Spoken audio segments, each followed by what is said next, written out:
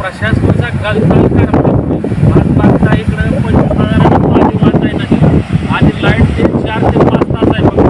की शेतकऱ्याचं आलेलं हे जबाबदार पालकमंत्री गोरे साहेब यांना एक कळकळीची विनंती की शहराला तुम्ही लाईट देता आणि ग्रामीणला वेगळा नियम. कारण हातातोंडाला आलेली पिकं आज वाया जात आहे. कारण तुमच्या या गलतान कारभारामुळे आज कलेक्टर असो पालकमंत्री असो यांनी तातडीनं तो 4 ते 5 तास आहे.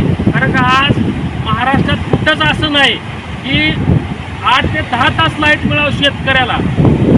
इतकं पाणी बघून काय करणार. या जबाबदार पालकमंत्र्यांना आमची एक शेतकरी संघटनेचा कार्यकर्ता म्हणून एक विनंती आहे की हातातोंडाला आलेली पिकं जर ह्या तुमच्या लाईटमुळं वाया गेली तर उद्या आम्हाला 8 ते 10 तास देऊन तुम्ही काय फायदा. चालूला गेली 2 महिने 2 तास काम फिरायच्या दोन्ही बंधाऱ्याची लाईट 2 महिने दिली आणि आता पाणी असून 4 तास लाईट आहे.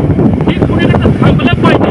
कारण इथं पाणीच बघून काय करणार शेतकऱ्यानं. तर माझे पालकमंत्र्याला आव्हान आहे जबाबदार पालकमंत्र्याला की तुम्ही त्वरित 8 ते 10 तास लाईट चालू करावे. अन्यथा आम्ही सर्व शेतकरी 2 दिवसात नाही चालू झालं तर MSEBीला कुलपं लावू. कारण का हा आमच्या अन्याय किती दिवस आम्ही सहन करायचा. एकीकडे आमदार साहेब चिकोकाला फिरत आहेत, दुसरीकडे पालकमंत्री असेल जबाबदार असून तिथं आणून घेऊन निघित नगरसेवक कोणाला इतकी हे आहे. काल वारी आता झाली वारी झाल्यानंतर तर किंवा शेतकऱ्याला 8 ते 10 तास लाईट द्यावी ही पालकमंत्र्याला एक शेतकरी म्हणून आम्ही तुम्हाला कळकळीची विनंती करतो. मी कांतीलाल नाईक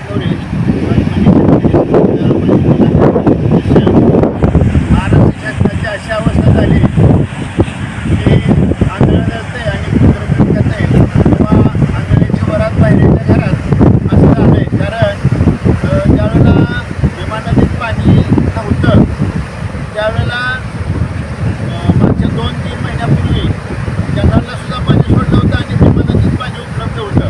त्यावेळेला लाईट बंद केली 2 तास केली. त्यानंतर इंद्रायणीला पूर आला त्यावेळेला मुख्यमंत्री साहेबांनी असं सांगितलं की लोकांनी आळंदीकडे येऊ नये. इतकी तत्परता दाखवली. ती तत्परता शेतकऱ्याच्या विकासासाठी दाखवली गेली नाही.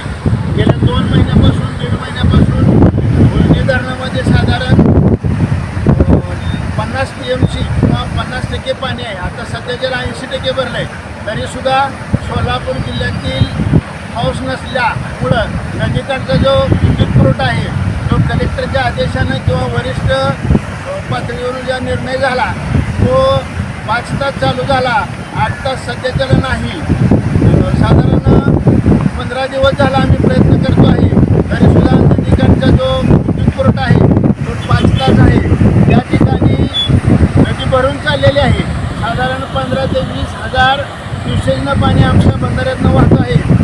परंतु नदीकाठचा जो सप्लाय आहे तो आम्हाला 5 तास मिळतो आहे आणि त्यामुळं आमच्या नदीकाठची पिकं डोळ्यात एकाच जळून जात आहे.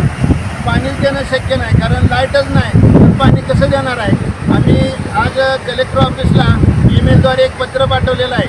जर 2-3 दिवसात पुढच्या जर सप्लाय 8 तास नाही झाला तर आम्ही आमच्या गावचं सबस्टेशन असेल किंवा नदीकाठची ज्या गावाला विद्युत पुरवठा 8 तास नाही त्या गावचे शेतकरी सबस्टेशन स्वतः ताब्यात घेतील आणि कायदा हातात घेऊन 8 तास लाईट चालू करतील.